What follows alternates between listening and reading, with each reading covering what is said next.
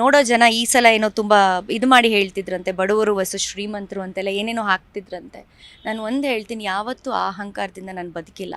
ನನ್ನ big boss ಮನೆ ಒಳಗಡೆ ನಾನೊಂದು ಹೆಣ್ಣು ಹುಲಿ, ಹೆಣ್ಣು ಮಕ್ಕಳು ತುಂಬ ಗೌರವಿತವಾಗಿ ಬದುಕಬೇಕು ಅಂತ ಹೇಳಿ ತುಂಬ ಗಟ್ಟಿತನದಿಂದ ಬದುಕಿದ್ದೀನಿ.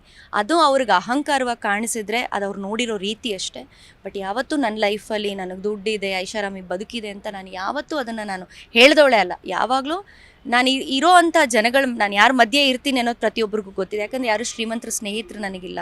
ನಾನು ಇರೋ ಅಂಥ ಜನಗಳು ಯಾವಾಗಲೂ ಕೂಡ ಯಾರು ಕಷ್ಟದಲ್ಲಿರ್ತಾರೋ ಅವ್ರಿಗೆ ಸ್ಪಂದಿಸ್ತಾ ಇರ್ತೀನಿ.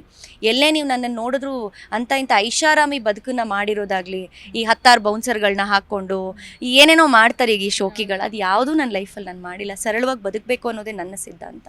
ಬಟ್ ಗಟ್ಟಿತನದಿಂದ ಬದುಕಬೇಕು, ಯಾವತ್ತೂ ಎಲ್ಲೂ ಬಿಟ್ಕೊಡ್ಬಾರ್ದು. ನಮ್ಮನ್ನು ನಾವು ಬಿಟ್ಕೊಟ್ರೆ ಅಲ್ಲಿಗೆ ಮುಗೀತು ಅಂತ ನಾನು ತುಂಬ ಗಟ್ಟಿತನದಿಂದ ಬದುಕಿದ್ದೀನಿ. ಅದು ಕೆಲವ್ರಿಗೆ ಅಹಂಕಾರ ಅಂತ ಅನಿಸಿರ್ಬೋದು, ಅದನ್ನು ಬೈಫಿಕೇಟ್ ಮಾಡಿರ್ಬೋದು. ಅದನ್ನು I don't bother about it. ಇನ್ನು ಮುಂದೆ ನನ್ನ ಜೀವನವನ್ನು ನಾನು ಹೇಗೆ ಕಟ್ಕೋತೀನಿ, ಬಿಗ್ ಬಾಸ್ ಮನೆ ತುಂಬ ಕಲಿಸಿದೆ ನನಗೆ. ಕಟ್ಕೋತೀನಿ ಅನ್ನೋದು ಒಂದು ಹಿಸ್ಟ್ರಿ ಆಗಬೇಕು ಅನ್ನೋದು ನನಗೆ ಆಸೆ. ಕಾವ್ಯ ಬಗ್ಗೆ ಹೇಳೋದಿಲ್ಲ.